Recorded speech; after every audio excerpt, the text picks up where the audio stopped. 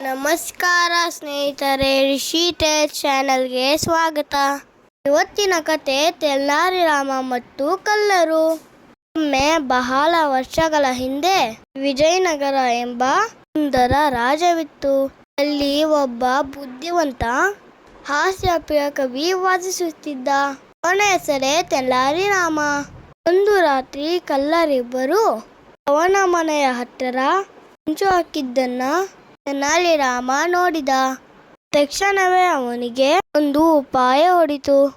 ಅವನು ತನ್ನ ಹೆಂಡತಿಯನ್ನ ಕರೆದು, ನೋಡು, ಇತ್ತೀಚೆಗೆ ನಮ್ಮ ಊರಿನಲ್ಲಿ ಕಳ್ಳರ ಭಯ ಹೆಚ್ಚಾಗಿದೆ. ನಮ್ಮ ಬಳಿ ಇರುವ ಎಲ್ಲ ಒಡವೆಗಳು ಮತ್ತು ಹಣವನ್ನು ಸುರಕ್ಷಿತವಾಗಿ ಇಡಲು ಅವುಗಳನ್ನ ಒಂದು ದೊಡ್ಡ ಪೆಟ್ಟಿಗೆಯಲ್ಲಿ ಹಾಕಿ ಬಾವಿಯಲ್ಲಿ ಬಚ್ಚಿಡೋಣ ಅಂತ ಜೋರಾಗಿ ಕಲ್ಲರಿಗೆ ಕೇಳಿಸುವಂತೆ ಹೇಳ್ದ. ತೆಲ್ಲಾರಿ ರಾಮನು ಒಂದು ದೊಡ್ಡ ಹಳೆಯ ಪೆಟ್ಟಿಗೆಯಲ್ಲಿ ಹಳೆ ಬಟ್ಟೆಗಳು ಮತ್ತು ಕಲ್ಲನ್ನು ತುಂಬಿಸಿ ತನ್ನ ಹೆಂಡತಿಯ ಸಹಾಯದಿಂದ ಇತ್ತಲಿರುವ ಬಾವಿಗೆ ಎಸೆದ. ಅಂತ ದೊಡ್ಡ ಶಬ್ದ ಕೇಳಿಸ್ತು. ಕಲ್ಲರು ಇದು ನಿಜವಾದ ಸಂಪತ್ತೆ ಅಂತ ನಂಬಿ ಖುಷಿ ಪಟ್ರು. ತೆಲ್ಲಾರಿ ರಾಮ ಮತ್ತು ಅವನ ಹೆಂಡತಿ ಮಲಗಿದ ನಂತರ ಕಲ್ಲರು ಬಾವಿ ಬಳಿಗೆ ಹೋದರು. ಬಾವಿಯಲ್ಲಿ ನೀರು ಹೆಚ್ಚಿತ್ತು. ಪೆಟ್ಟಿಗೆಯನ್ನ ಹೊರಗೆ ತೆಗೆಯಲು ಅವರು ನೀರನ್ನ ಹೊರಹಾಕಬೇಕಾಯಿತು. ಈ ರಾತ್ರಿ ಶ್ರಮ ಪಟ್ಟು ಬಾವಿ ನೀರನ್ನ ಹೊರಗಾಕಿದ್ರು.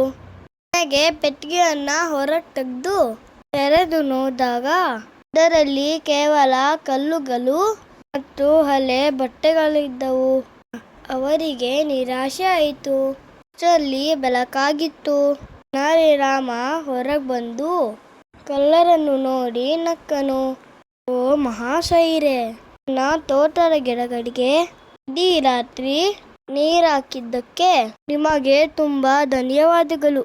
ನಿಮ್ಮ ಶ್ರಮಕ್ಕೆ ಪ್ರತಿಫಲ ಸಿಗಲಿಲ್ಲ ಅಂತ ಬೇಸರ ಮಾಡ್ಕೊಂಬೇಡಿ ಅಂದನು.